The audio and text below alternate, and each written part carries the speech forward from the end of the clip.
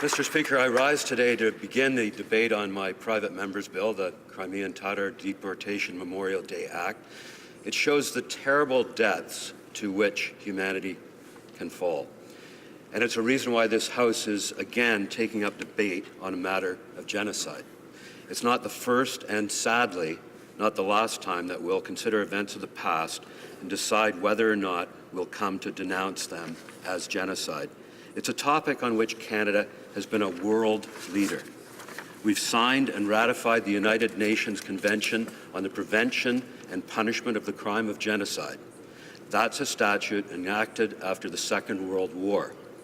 Article 2 of the statute defines genocide as any of the following acts committed with intent to destroy, in whole or in part, a national, ethnical, racial, or religious group. As such, A, killing members of the group, B, causing serious bodily or mental harm to members of the group, C, deliberately inflicting on the group conditions of life calculated to bring about its physical destruction in whole or in part, D, imposing measures intended to prevent births within the group, E, forcibly transferring children of the group to another group.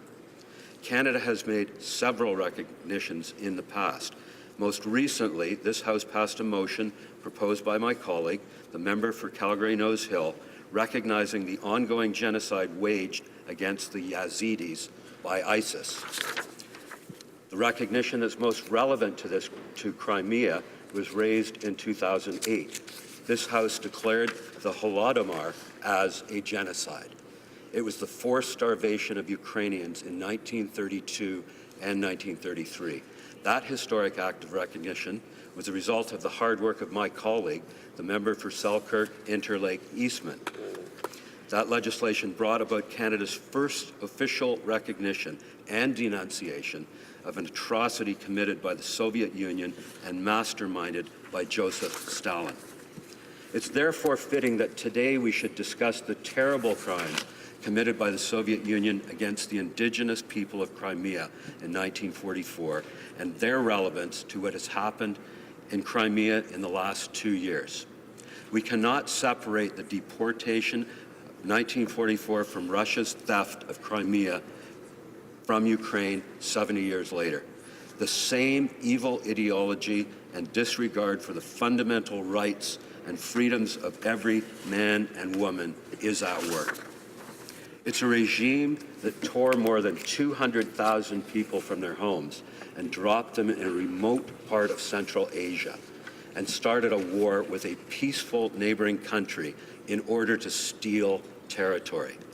That's why the preamble to this bill draws attention to the renewed persecution faced by the Crimean Tatars in occupied Crimea. It categorically states that Canada will never recognize Russia's illegal annexation of Crimea. But first, we must turn back 70 years to the deportations.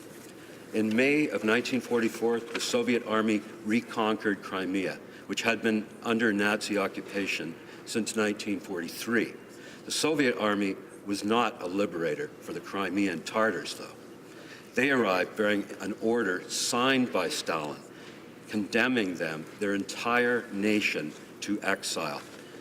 On May 18, 1944, Soviet secret police forces, the dreaded NKVD, began rounding up Crimean Tatars at their homes.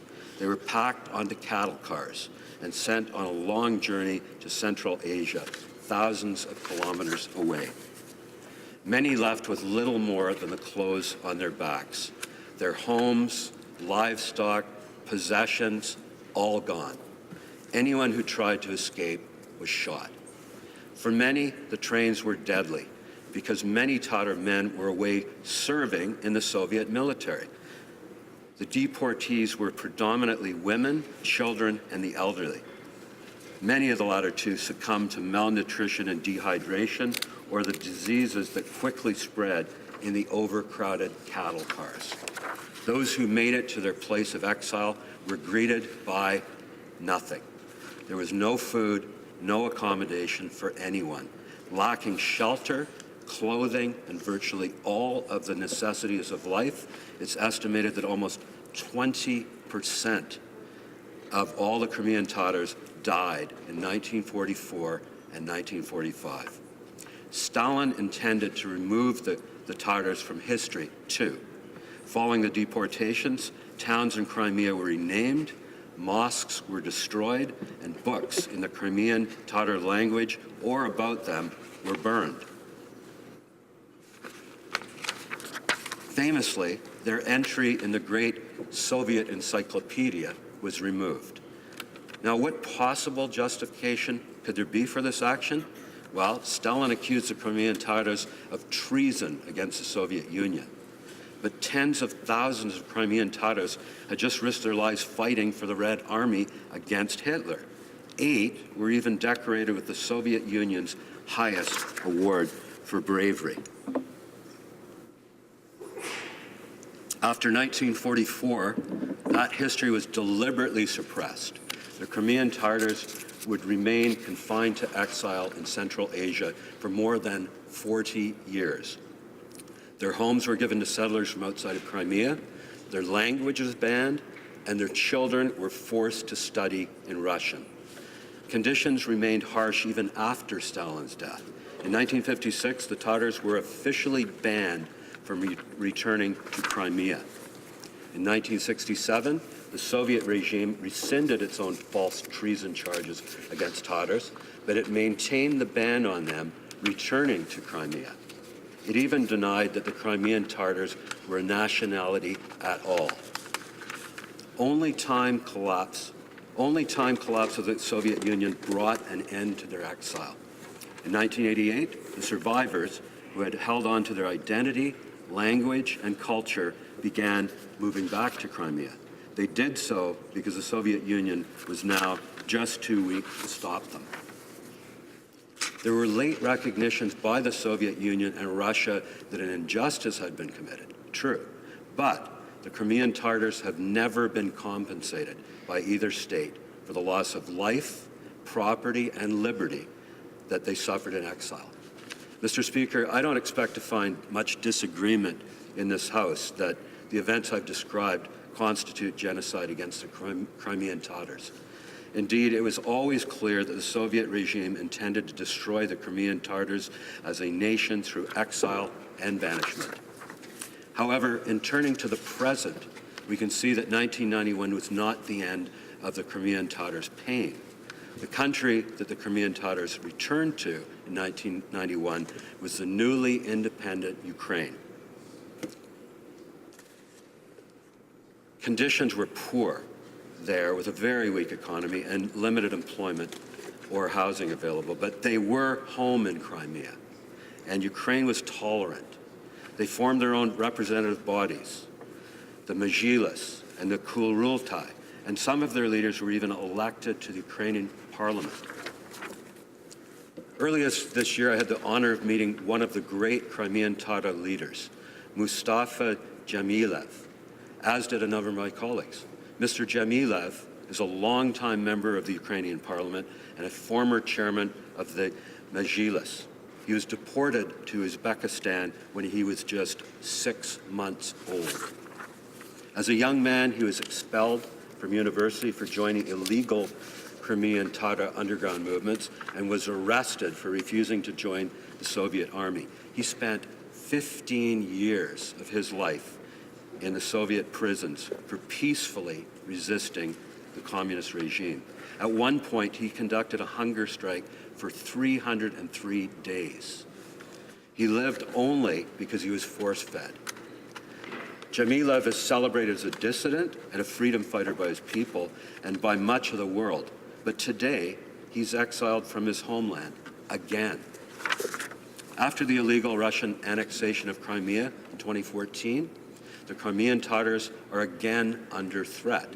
Their elected representative body, the Majlis, has been banned as an extremist organization by Russian authorities. Many of their leaders, such as Mr. Djemilev and his successor Rafat Chubarov, have been banned from Crimea. These stories of exile, return, and renewed pain are common to many Crimean Tatars. I recently met another survivor of the deportation, Aisha Setmuratova. She was 7 years old when the secret police came for her family in their village outside of Sürgünlik. Aisha grew up in Uzbekistan and tried to study her people's past. When she was a graduate student, the KGB seized her research documents and sentenced her first to house arrest, then sent her to a prison colony in a remote part of Russia. She fled for the United States in the late 1970s. She returned when the USSR collapsed and opened a home to care for seniors in Crimea. She's remained in Crimea under Russian occupation, always a thorn in their side. She told me that at 80 years old, having survived deportation, exile, and prison, she's not afraid of the authorities. She has already seen everything they can throw at her. But others who have tried to resist from within Crimea do so at great peril. The deputy chairman of the Majlis, Ilmi Umerov, was confined to a psychiatric institution and was only released after international pressure was applied. Another deputy is in prison. So-called activists have disappeared without a trace. Crimean Tatar media outlets have been closed, including the ATR TV network. Tatar language schools have been shuttered, and mosques have been vandalized. Gatherings to remember the 1944 deportations have been banned in every year of the Russian occupation, though many defy the authorities. These acts of persecution and marginalization directed against the Crimean Tatars are an echo of 1944. They are being carried out by the regime of Vladimir Putin that no longer bothers to hide its nostalgia for the Soviet Union. Indeed, they are even rehabilitating Joseph Stalin and doing so to torment his victims. What other explanation could there be for building monuments to the dictator in Crimean cities like Yalta and Simferopol? The chasm between Putin's plan for the world and the Ukrainian wishes for their country could not be greater. Tatars are now fleeing prosecution to other parts of Ukraine, and almost 10,000 have done so since the illegal annexation of Crimea. In 2015, Ukraine's parliament officially declared the deportation of 1944 a genocide. They've issued a call for the rest of the world to respond, and I would like Canada to answer. I'm pleased that in the short time since I introduced this bill, I've already received the support of the Canadian Association for Crimean Tatars, the League of Ukrainian Canadians, the International Committee in Support of Ukraine, and many other individuals. And just this week, I received letters of support from Mr. Jamilev and Mr. Chubarov, along with the support of Aisha Setmuratova. I'm especially honored to have the support of the Crimean Tatars people's representatives themselves. Mr. Speaker, now is the time for this House to take action to show our support for the Crimean Tatars. We have clear, irrefutable evidence of a genocide planned and executed by Stalin's regime in 1944, one that didn't truly end until the Soviet Union collapsed. We understand these events are the textbook definition of genocide, acts committed with the intent to destroy an ethnic group through inflicting such terrible conditions that would lead to the group's destruction.